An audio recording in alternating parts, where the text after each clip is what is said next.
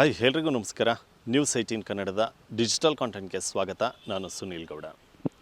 ಸ್ನೇಹಿತರೆ, ಇದೇ ತಿಂಗಳು ಆಗಸ್ಟ್ 13ರಂದು ಅಖಂಡ ಕರ್ನಾಟಕ ಬಂದ್ಗೆ ವಾಟಾಳ್ ನಾಗರಾಜ್ ಅವರು ಕರೆ ನೀಡಿದ್ದಾರೆ. ಇದಕ್ಕೆ ಒಂದಷ್ಟು ಕನ್ನಡ ಪರ ಸಂಘಟನೆಗಳು ಕೂಡ ಈಗಾಗಲೇ ಬೆಂಬಲವನ್ನು ಸೂಚಿಸಿವೆ. ಆದರೆ ಸಾರ್ವಜನಿಕ ವಲಯದಲ್ಲಿ ಈ ಒಂದು ಬಂದ್ನಿಂದ ಸಾಕಷ್ಟು ಸಮಸ್ಯೆ ಆಗ್ಬಿಡುತ್ತೇನೋ, ಸಾರಿಗೆ ಸಂಚಾರ ಇರುತ್ತೋ ಇಲ್ವೋ, ಆಟೋಗಳು ಓಡಾಡ್ತವೋ ಇಲ್ವೋ, ಮೆಟ್ರೋ ಸಂಚಾರ ಇರುತ್ತೋ ಇಲ್ವೋ ಅನ್ನುವಂಥ ಸಾಕಷ್ಟು ಪ್ರಶ್ನೆ ಕಾಡ್ತಾ ಇದೆ. ಇದೆಲ್ಲದರ ಬಗ್ಗೆ ನಾನು ಮಾಹಿತಿಯನ್ನು ಕೊಡ್ತಾ ಹೋಗ್ತೀನಿ. ಅದಕ್ಕಿಂತ ಮುಂಚೆ ನೀವಿನ್ನೂ ಕೂಡ ನಮ್ಮ ಫೇಸ್ಬುಕ್, ಯೂಟ್ಯೂಬ್ ಹಾಗೂ ಇನ್ಸ್ಟಾಗ್ರಾಮನ್ನು ಫಾಲೋ ಮಾಡ್ತಾ ಇಲ್ಲ ಅಂದರೆ ಮಾಡಿ ಅಂತ ಹೇಳ್ತಾ, ಹೌದು ಸ್ನೇಹಿತರೆ, ಇದೇ ತಿಂಗಳು 13ನೇ ತಾರೀಕು ಅಖಂಡ ಕರ್ನಾಟಕ ಬಂದ್ಗೆ ಕನ್ನಡ ಒಕ್ಕೂಟದ ಅಧ್ಯಕ್ಷರಾಗಿರ್ತಕ್ಕಂಥ ವಾಟಾಳ್ ನಾಗರಾಜ್ ಅವರು ಕರೆ ನೀಡಿದ್ದಾರೆ. ಈ ಒಂದು ಬಂದ್ಗೆ ಸಾಕಷ್ಟು ಸಂಘಟನೆಗಳು ಬೆಂಬಲವನ್ನು ವ್ಯಕ್ತಪಡಿಸಿವೆ. ಕನ್ನಡ ಪರ ಸಂಘಟನೆಗಳು, ಒಂದಷ್ಟು ಕನ್ನಡ ಪರ ಸಂಘಟನೆಗಳು ಬಂದ್ಗೆ ಬೆಂಬಲವನ್ನು ಕೊಟ್ಟಿಲ್ಲ ಅಂದರೂ ಕೂಡ ಒಂದಷ್ಟು ಸಂಘಟನೆಗಳು ಬಂದ್ಗೆ ಬೆಂಬಲವನ್ನು ಕೊಟ್ಟಿರುವಂಥದ್ದು. ಹಾಗೆ ಮಂಡ್ಯದಲ್ಲೂ ಕೂಡ ಕನ್ನಡ ಸಂಘಟನೆಗಳು ಜೊತೆಗೆ ರೈತ ಹಿತರಕ್ಷಣಾ ಸಮಿತಿ ಕೂಡ ಒಂದು ಸಭೆಯನ್ನು ನಡೆಸಿ ಆ ಸಭೆಯಲ್ಲಿ ಈ ಒಂದು ಅಖಂಡ ಕರ್ನಾಟಕ ಬಂದ್ಗೆ ಬೆಂಬಲವನ್ನು ಸೂಚಿಸಿದ್ದಾವೆ. ಹಾಗೆ ಮಂಡ್ಯದಲ್ಲೂ ಕೂಡ ಸಾಕಷ್ಟು ಸಂಘಟನೆಗಳನ್ನು ಬೆಂಬಲವನ್ನು ಕೋರ್ತೇವೆ ಅನ್ನುವಂಥ ಮಾತನ್ನು ಕನ್ನಡ ಪರ ಸಂಘಟನೆಗಳು ಹೇಳ್ತಾ ಇರುವಂಥದ್ದು.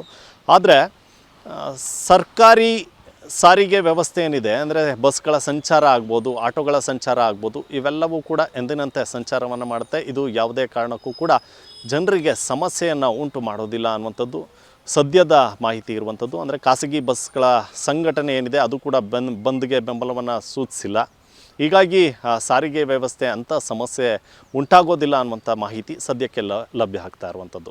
ಒಂದು ಏನಪ್ಪ ಅಂತಂದರೆ, ಕಾವೇರಿ ಹೋರಾಟ ಮಂಡ್ಯದಲ್ಲಿ ಸಾಕಷ್ಟು ಕಾವನ್ನು ಪಡೆದುಕೊಂಡಿತ್ತು. ಈ ಒಂದು ಸಂದರ್ಭದಲ್ಲಿ ಕನ್ನಡ ಒಕ್ಕೂಟದ ಅಧ್ಯಕ್ಷರಾಗಿರ್ತಕ್ಕಂಥ ವಾಟಾಳ್ ನಾಗರಾಜ್ ಅವರು ಕರ್ನಾಟಕ ಬಂದ್ಗೆ ಕರೆಯನ್ನು ನೀಡಿದರು. ಬಂದನ್ನು ಮಾಡಬೇಕು ಕರ್ನಾಟಕದಲ್ಲಿ ಅನ್ನುವಂಥ ಮಾತನ್ನು ಹೇಳಿದರು. ಆದರೆ ಸದ್ಯಕ್ಕೆ ಕಾವೇರಿ ಜಲಾನಯನ ಪ್ರದೇಶದಲ್ಲಿ ಉತ್ತಮವಾಗಿ ಮಳೆ ಆಗ್ತಾ ಇದೆ.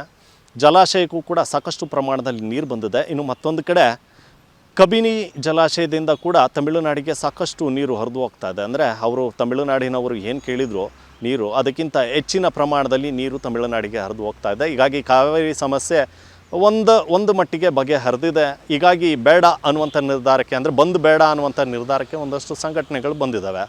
ಆದರೆ ಪದೇ ಪದೇ ಈ ಸಮಸ್ಯೆ ಮರುಕಳಿಸ್ತಾ ಇದೆ. ಹೀಗಾಗಿ ಕರ್ನಾಟಕ ಬಂದನ್ನು ಮಾಡಲೇಬೇಕು ಅನ್ನುವಂಥ ನಿಟ್ಟಿನಲ್ಲಿ ವಾಟಾಳ್ ನಾಗರಾಜ್ ಅವರು ನಿರ್ಧಾರವನ್ನು ಮಾಡಿರುವಂಥದ್ದು. ಬರೀ ಕಾವೇರಿ ಹೋರಾಟ ಒಂದೇ ಅಲ್ಲ, ಇದರ ಜೊತೆಗೆ ಮಹದಾಯಿ ಕಳಸಾ ಬಂಡೂರಿ ಹೋರಾಟ ಏನಿರ್ಬೋದು, ಈ ಒಂದು ವಿಚಾರ ಜೊತೆಗೆ ಬೆಳಗಾವಿಯಲ್ಲಿ ಪದೇ ಪದೇ ಏನು ಕನ್ನಡಿಗರ ಮೇಲೆ ದೌರ್ಜನ್ಯ ನಡೀತಾ ಇರುವಂಥದ್ದು, ಹಾಗೆ ಬೆಂಗಳೂರಿನಲ್ಲೂ ಕೂಡ ಪರಭಾಷಿಕರಿಂದ ಸಾಕಷ್ಟು ಕನ್ನಡಿಗರಿಗೆ ದೌರ್ಜನ್ಯ ನಡೀತಾ ಇದೆ. ಜೊತೆಗೆ ಮೇಕೆದಾಟು ಹೋರಾಟ ಏನಿದೆ, ಮೇಕೆದಾಟು ಅಣೆ ಕಟ್ಟುವಂಥ ವಿಚಾರ, ತಮಿಳುನಾಡಿಗೆ ಕಾವೇರಿ ನೀರನ್ನು ಹರಿಸುವಂಥ ವಿಚಾರ, ಇವೆಲ್ಲ ವಿಚಾರಗಳನ್ನು ಒಳಗೊಂಡಂತೆ ಈ ಒಂದು ಅಖಂಡ ಕರ್ನಾಟಕ ಬಂದ್ ಮಾಡಬೇಕು ಅನ್ನುವಂಥ ನಿಟ್ಟಿನಲ್ಲಿ ವಾಟಾಳ್ ನಾಗರಾಜ್ ಅವರು ಹೊರಟಿರುವಂಥದ್ದು. ಹೀಗಾಗಿ ಬೆಂಗಳೂರಿನಲ್ಲಿ ಸಾಕಷ್ಟು ಭಾಗಗಳಲ್ಲಿ ತೆರೆದ ಗಾಡಿಯ ಮೂಲಕ ಸಾಕಷ್ಟು ಏರಿಯಾಗಳಿಗೆ ಹೋಗಿ ಸಂಘಟನೆಗಳ ಬಳಿಗೆ ಹೋಗಿ ಬಂದ್ಗೆ ಬೆಂಬಲ ಕೊಡುವಂತೆ ಕೋರ್ತೇನೆ ಅನ್ನುವಂಥ ಮಾತನ್ನು ವಾಟಾಳ್ ನಾಗರಾಜ್ ಅವರು ಈಗಾಗಲೇ ಹೇಳಿದ್ದಾರೆ. ಇದರ ಭಾಗವಾಗಿ ಬೆಳಗಾವಿಯಲ್ಲೂ ಕೂಡ ಇವತ್ತು ಒಂದು ಸಭೆ ನಡೀತಾ ಇದೆ. ಅಂದರೆ ಕನ್ನಡ ಪರ ಸಂಘಟನೆಗಳು, ರೈತ ಸಂಘಟನೆಗಳು ಸೇರಿದಂಗೆ ಒಂದಷ್ಟು ಸಭೆಗಳನ್ನು ಮಾಡ್ತಾ ಇದ್ದಾರೆ. ಅಂದರೆ ಅಖಂಡ ಕರ್ನಾಟಕ ಬಂದ್ ಏನಿದೆ, ಈ ಬಂದ್ಗೆ ಬೆಂಬಲವನ್ನು ಕೊಡಬೇಕಾ ಬೇಡವಾ ಅನ್ನುವಂಥ ನಿಟ್ಟಿನಲ್ಲಿ ಇವತ್ತು ಹುಬ್ಬಳ್ಳಿನಲ್ಲೂ ಕೂಡ ಒಂದು ಸಭೆ ನಡೀತಾ ಇದೆ. ಆ ಸಭೆಯಲ್ಲಿ ನಿರ್ಧಾರ ಆಗುತ್ತೆ. ಆದರೆ ಒಂದು ಕಡೆ ನೋಡೋದೇ ಆದರೆ ಸಂಘಟನೆಗಳು, ಅಂದರೆ ಸಾರಿಗೆ ಸಂಘಟನೆ ಆಗ್ಬೋದು, ಆಟೋ ಸಂಘಟನೆಗಳಾಗ್ಬೋದು, ಇವೆಲ್ಲವೂ ಕೂಡ ಎಂದಿನಂತೆ ರಸ್ತೆಗೆ ಇಳಿತವೆ. ಸಾರ್ವಜನಿಕರಿಗೆ ಸಮಸ್ಯೆ ಆಗದಂತೆ ಅಂದರೆ ಬಂದ್ಗೆ ಅವರು ಬೆಂಬಲವನ್ನು ಸೂಚಿಸ್ತಾ ಇಲ್ಲ. ಹೀಗಾಗಿ ಎಂದಿನಂತೆ ರಸ್ತೆ ಸಂಚಾರ ಇರುತ್ತೆ. ಹಾಗೆ ಬೆಂಗಳೂರಿನಲ್ಲಿ ಮೆಟ್ರೋ ಸಂಚಾರ ಕೂಡ ಓಡಾಟವನ್ನು ನಡೆಸುತ್ತೆ. ಸರ್ಕಾರಿ ಕಚೇರಿಗಳು ಎಂದಿನಂತೆ ಓಪನ್ ಇರುತ್ತೆ. ಒಂದಷ್ಟು ಸಂಘಟನೆಗಳು ಮಾತ್ರ ಈ ಒಂದು ಕರ್ನಾಟಕ ಬಂದ್ಗೆ ಬೆಂಬಲವನ್ನು ಸೂಚಿಸ್ತಾ ಇರುವಂಥದ್ದು. ಹೀಗಾಗಿ ಸಾರ್ವಜನಿಕರಿಗೆ ಅಷ್ಟಾಗಿ ಸಮಸ್ಯೆ ಆಗಲ್ಲ ಅನ್ನುವಂಥದ್ದು ಕಂಡು ಬರ್ತಾ ಇರುವಂಥದ್ದು. ಇನ್ನು ಮತ್ತೊಂದು ಕಡೆ ವಾಟಾಳ್ ನಾಗರಾಜ್ ಅವರು ಕೂಡ ತೀವ್ರವಾಗಿ ಎಲ್ಲರ ಬಳಿ ನಾನು ಮನವಿಯನ್ನು ಮಾಡ್ಕೊಳ್ತೇನೆ, ಈ ಒಂದು ಕರ್ನಾಟಕ ಬಂದ್ ಯಶಸ್ವಿ ಆಗಬೇಕು ಅನ್ನುವಂಥ ನಿಟ್ಟಿನಲ್ಲಿ ಸಾಕಷ್ಟು ಶ್ರಮ ವಹಿಸ್ತಾ ಇದ್ದಾವೆ. ಒಂದಷ್ಟು ಕನ್ನಡ ಪರ ಸಂಘಟನೆಗಳು ನಮ್ಮ ಬೆನ್ನಿಗೆ ನಿಂತಿದ್ದಾವೆ ಅನ್ನುವಂಥ ಮಾತನ್ನು ಹೇಳ್ತಾ ಇದ್ದಾರೆ.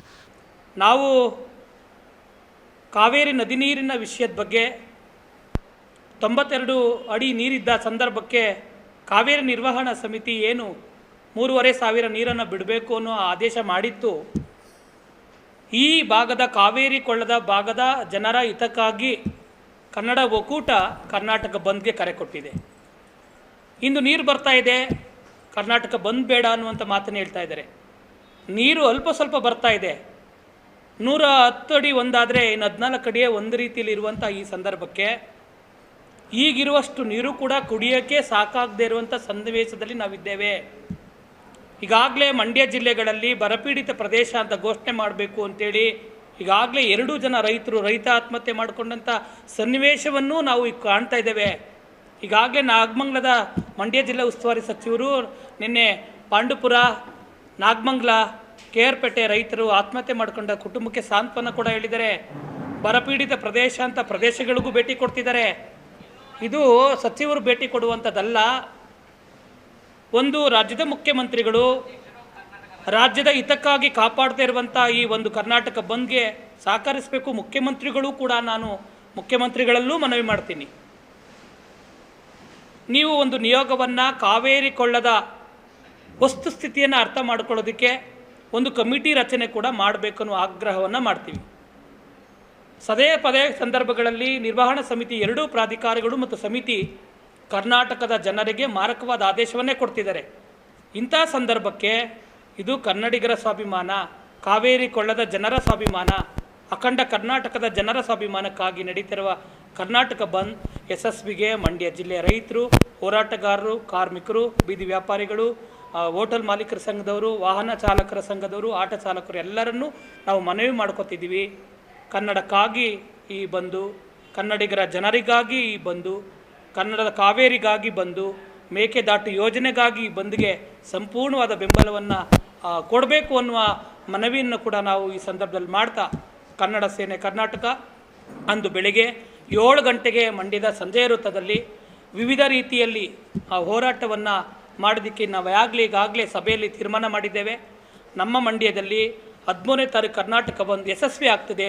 ಈ ಜನ ಸ್ವಾಭಿಮಾನದ ಹೋರಾಟಕ್ಕೆ ಕೈ ಜೋಡಿಸ್ತಾರೆ ಎನ್ನುವಂಥ ಮಾತನ್ನು ಈ ಸಂದರ್ಭದಲ್ಲಿ ಹೇಳ್ತಾ ಇದ್ದಾರೆ. ನೋಡೋಣ 13ನೇ ತಾರೀಕು ಯಾವ ರೀತಿ ಕರ್ನಾಟಕ ಬಂದ್ ಆಗುತ್ತೆ, ಈ ಬಂದ್ಗೆ ಎಷ್ಟರ ಮಟ್ಟಿಗೆ ಬೆಂಬಲ ಸಿಗುತ್ತೆ, ಜೊತೆಗೆ ಸಾರ್ವಜನಿಕರಿಗೆ ಯಾವುದಾದ್ರೂ ಸಮಸ್ಯೆ ಆಗುತ್ತೋ ಇಲ್ವೋ ಅನ್ನೋವಂಥದ್ದು ಗೊತ್ತಾಗುತ್ತೆ. ಆದರೆ ಸದ್ಯದ ಮಟ್ಟಿಗೆ ರಸ್ತೆ ಸಂಚಾರ ನಾರ್ಮಲ್ ಆಗಿರುತ್ತೆ, ಹೀಗಾಗಿ ಸಾರ್ವಜನಿಕರಿಗೆ ಯಾವುದೇ ಸಮಸ್ಯೆ ಆಗೋದಿಲ್ಲ ಅನ್ನುವಂಥದ್ದು ಕಂಡು ಬರ್ತಾ ಇರ್ತಕ್ಕಂಥದ್ದು. ನಿರ್ಭೀತ, ನಿಷ್ಪಕ್ಷಪಾತ, ವಿಶ್ವಾಸಾರ್ಹ ಸುದ್ದಿಗಳಿಗೆ ಹೆಸರಾಗಿರುವ ನ್ಯೂಸ್ 18 ಕನ್ನಡ ಈಗ ಆಪ್ನಲ್ಲೂ ಲಭ್ಯವಿದೆ.